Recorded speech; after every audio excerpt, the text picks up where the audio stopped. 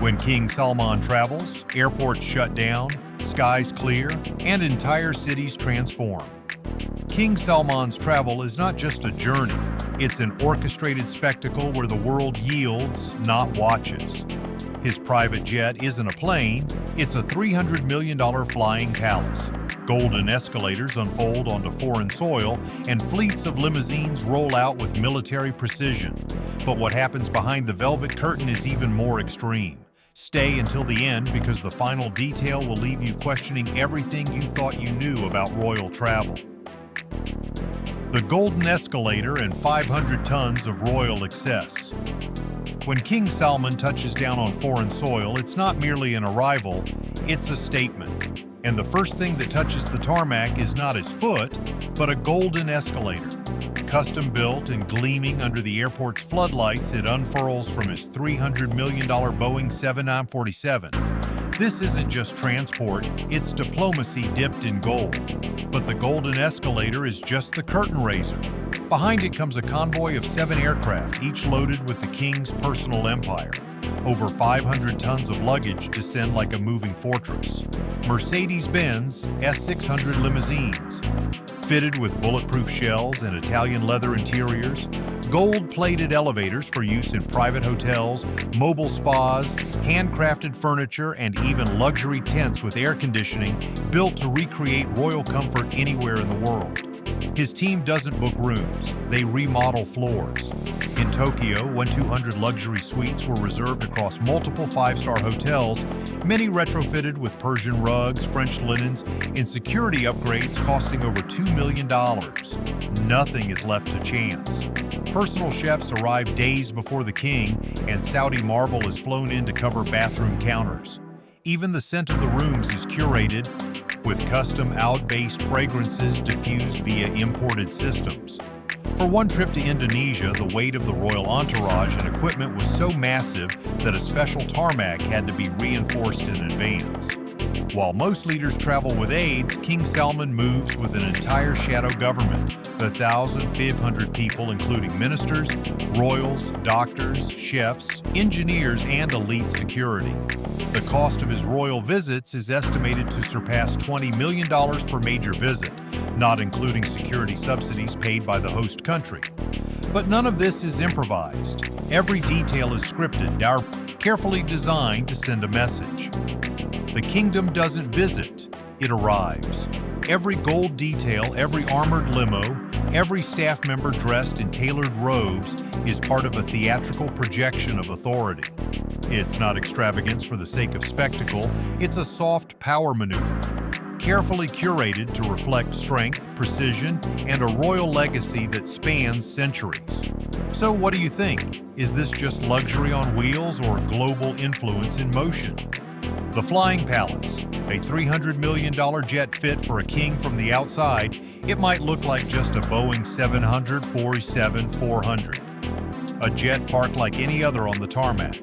But step inside, and you enter a palace in the sky, engineered not just for travel, but for legacy. This aircraft, customized from nose to tail, is worth over $300 million before the interior was transformed into a high-altitude sanctuary of royalty. The first thing you notice isn't the space, it's the silence. Everything inside has been acoustically refined. Gold leaf walls absorb ambient noise. Silk carpets imported from Kashmir stretch across hallways that feel more like corridors of a private museum than an aircraft. Overhead, crystal chandeliers crafted in Austria have been stabilized to withstand turbulence without losing their shimmer. At the heart of the aircraft lies a suite of royal bedrooms, each featuring beds with Egyptian cotton, adjustable ambient lighting, and privacy zones shielded by retractable teak panels. A private library lined with mahogany shelves and Quranic manuscripts doubles as both a reading room and a diplomatic chamber, complete with satellite encrypted communication systems embedded in the furniture. Further down, there's a prayer room unlike any other in the world. This isn't just a spiritual space, it's a techno marvel. Using real-time GPS calibration, the aircraft automatically reorients the room toward Mecca, regardless of where the jet is flying. The carpet itself bears geometric patterns that light up subtly to indicate direction during flight. The aircraft also houses gourmet kitchens where personal chefs prepare meals to royal specifications. Everything is custom. Spices imported in sealed cases, meats sourced from select farms, and meals plated on bone china engraved with royal insignia.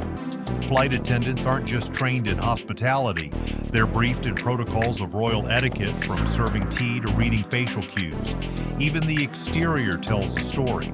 The Saudi emblem, a palm tree and crossed swords, is painted in minimalist gold detailing near the cockpit. But it's not just decoration, it's a signal. This jet isn't just airborne transport, it's airborne sovereignty. The Flying Palace doesn't just carry a king, it carries a nation's identity, values, and history. Wrapped in cloud-piercing silence and gold-trimmed precision, every inch is designed to remind the world that some monarchs don't merely travel, they ascend. 3 palaces, 1 king, the billion-dollar real estate throne. King Salman doesn't just reign from one palace. He commands an entire network of royal fortresses, each with its own function, symbolism, and staggering price tag. These aren't homes, they're architectural instruments of statecraft designed not only to house power but to display it with surgical precision. The political heart of the kingdom beats inside Al Yamama Palace, often compared to the White House. This $300 million estate functions as the administrative nucleus of the monarchy. Massive reception halls stretch for hundreds of feet, where walls shimmer with Italian silk upholstery and hand-woven Persian rugs, each worth tens of thousands of dollars, absorbing the quiet shuffle of royal processions. Here, laws are signed, deals are brokered, and visiting leaders are met with optics calibrated for awe. A short distance away stands Al Alaya Palace, not as politically charged, but no less significant.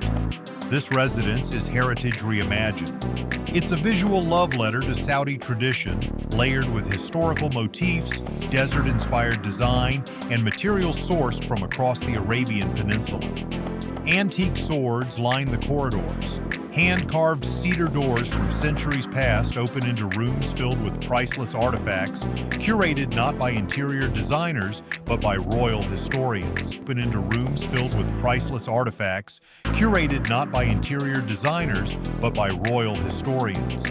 But the most mysterious of them all is Urga Palace, a $500 million compound built like a royal fortress tucked away from public view. Its purpose is discretion. This is where high-stakes diplomacy unfolds behind closed gates. Heads of state are received not with press conferences, but with indoor garden banquets, where fountains imported from Morocco trickle beside walls illuminated by Viennese crystal chandeliers. The floors gleam with imported Spanish marble, while scent diffusion systems release curated oud blends into every hall. Fragrance is a form of soft power. Each palace is staffed by teams so large they resemble government departments. Florists, lighting technicians, culinary artisans, and multilingual protocol officers ensure every space functions like a luxury theater set, alive, immersive, and narratively controlled. These palaces are more than residences. They're branding machines showcasing Saudi Arabia's ambition, wealth, and continuity in every marble arch and every silken curtain. No single address defines King Salman's rule. Instead, it's the sum of these billion-dollar compounds, synchronized like organs in a body, that sustain the image of a monarch not just ruling a country, but curating a kingdom. Royal yachts that float like cities. When most billionaires dream of a yacht, they picture a few decks, a helipad, and a crew of 20. But for King Salman, yachts aren't vessels, they're floating kingdoms. Start with the Prince Abdulaziz, stretching 147 meters. It's not just one of the longest yachts in the world, it's a palace that glides. Inside, there's a fully functioning mosque, a cinema outfitted with Dolby acoustics, and a ballroom with mirrored ceilings designed to host up to 200 dignitaries. The design blends royal Saudi motifs with modern tech, touchscreen lighting systems, imported Carrara marble flooring, and bespoke Baccarat crystal chandeliers. Then there's Kingdom 5 KR, a yacht with a twist. Once owned by Donald Trump, the vessel was acquired and completely remodeled by Prince Al-Walid bin Talal, King Salman's billionaire nephew. Today, it features gold-plated bathroom fixtures, Lalique crystal sculptures, and a custom Rolls-Royce engine room aesthetic. Not a metaphor, the actual engine room was designed to match the underhood architecture of a Phantom. The true titan, though, is Serene. Reportedly acquired by Crown Prince Mohammed bin Salman for over $500 million, this yacht is more like a private island that moves. The vessel holds 2 helipads, a submarine docking bay, a saltwater swimming pool, and a winter garden suspended mid-deck. Bedrooms are wrapped in suede panels, the gym rivals of Four Seasons Spa. The wine cellar is climate-controlled and coded for access, privacy at sea taken to a scientific level. And finally, there's Alderia, King Salman's personal yacht. Though smaller, it's a $10 million build with annual maintenance costs of $10 million. It's sleek, discreet, and optimized for shorter royal getaways. With interiors designed by Zuretti and custom mahogany woodwork sourced from Madagascar, it proves that subtlety doesn't mean simplicity. These yachts aren't just indulgence, they're instruments of nautical diplomacy. When they dock in Monaco or Istanbul, it's not leisure. It's soft power on salt water, broadcasting an image of Saudi majesty far beyond land. The Crown Prince of Excess, MBS's next-level lifestyle. For most royals, wealth is an inheritance. For Mohammed bin Salman, MBS, known globally as MBS, it's a tool sharpened, calculated, and deployed with the precision of a branding campaign. His lifestyle isn't just luxurious, it's designed to intimidate, inspire, and influence all at once. Start with Serene, a $500 million super yacht that doesn't float. It dominates. At 439 feet, it's longer than a football field, featuring 2 helipads, a saltwater pool, a cinema, and even a mini submarine dock. Every interior surface, from marble staircases to leather ceilings, is handcrafted.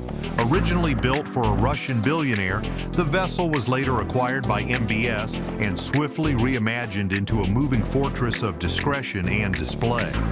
Then comes Pegasus 8, another oceanic marvel valued at $120 million.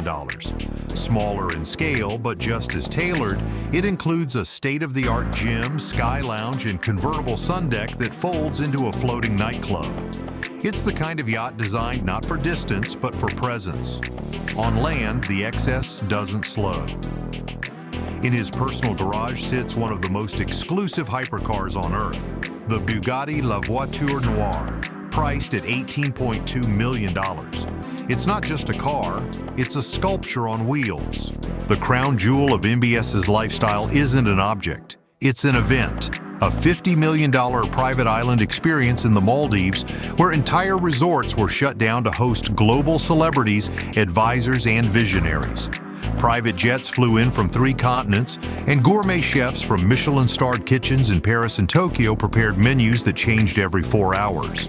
The security was multi-layered: naval patrols, encrypted satellite surveillance, and armed guards disguised as staff.